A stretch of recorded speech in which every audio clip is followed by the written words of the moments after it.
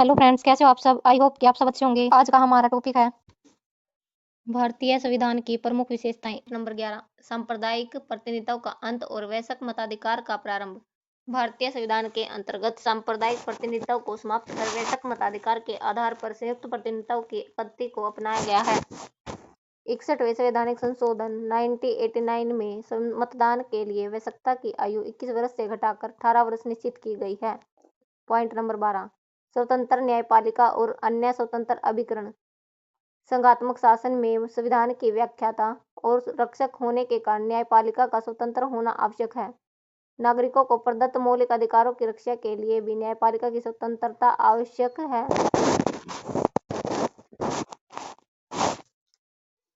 भारत में सर्वोच्च न्यायालय को न्यायिक पुनरावलोकन का अधिकार प्रदान किया गया है। पॉइंट नंबर 13, संसदीय प्रभुत्व तथा न्यायिक सर्वोच्चता में समन्वय। संविधान में इंग्लैंड की संसदीय प्रभुसत्ता तथा संयुक्त राज्य अमेरिका की न्यायिक सर्वोच्चता के मध्यम मार्ग का अनुसरण किया गया है। भारत में संसदात्मक व्यवस्था को अपनाकर संसद की सर्वोच्चता को स्थापित किया गया है, लेकिन संघात्मक व्यवस्था को अपनाए जाने के कारण न्यायपालिका को कुछ सीमा तक संविधान के अभिभावक और रक्षक की स्थिति भी प्रदान की गई है। इस प्रकार संविधान में मध्यम मार्ग को अपनाते हुए संसदीय प्रभुत्व और न्यायिक सर्वोच्चता में समन्वय स्थापित किया गया है। पॉइंट नंबर 14, एक हरी नागरिकता। भारतीय संविधान निर्माताओं का विचार था कि दोहरी नागरिकता भारत की एकता को बनाए रखने में बाधक सिद्ध हो सकती है। अतः विश्व के अन्य संघ राज्यों की तरह भारतीय संविधान में एक हरी नागरिकता की व्यवस्था की गई है। भारतीय नागरिक राजस्थान, उत्तर प्रदेश, हरियाणा, पंजाब अथवा किसी अन्य राज्य में रहता हो, वह केवल भारत का ही नागरिक होगा। नागरिकता संबंधी प्रावधान भारतीय संविधान के भाग 2 में अनुच्छेद 5 से 11 तक वर्णित है। पॉइंट नंबर 15, अल्पसंख्यकों तथा पिछड़े वर्गों के कल्याण की विशेष व्यवस्था। भारतीय संविधान में अल्पसंख्यकों के धार्मिक, भाषाई और सांस्कृतिक हितों की रक्षा के लिए विशेष व्यवस्था की गई है।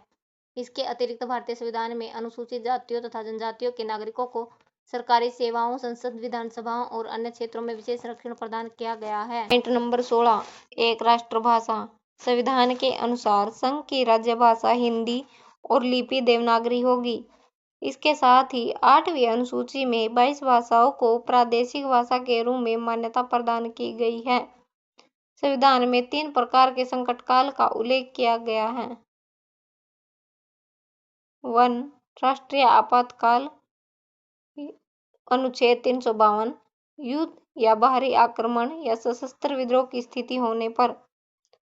2, राज्य में आपातकाल, राष्ट्रपति शासन, राज्यों में संवैधानिक तंत्र की असफलता, अनुच्छेद 356।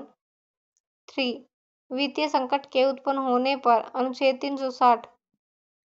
संकटकालीन घोषणा का सबसे प्रमुख प्रभाव यह होता है कि हमारा संघात्मक शासन एकात्मक हो जाता है। देश की पूरी सत्ता केंद्र सरकार के हाथों में चली जाती है। राजनीतिक तंत्र का संघीय सामान्य परिस्थितियों के दौरान से एकात्मक आपातकाल के दौरान में परिवर्तित होना भारतीय संविधान की एक अद्वितीय विशेषता है। सार्वभौमिक वयस्क मताधिकार। भारतीय संविधान में सार्वभौमिक वयस्क मताधिकार के सिद्धांत को अपनाया गया है, जिसमें प्रत्येक वयस्क भारतीय को बिना किसी भेदभाव के मत देने का समान अधिकार प्राप्त है।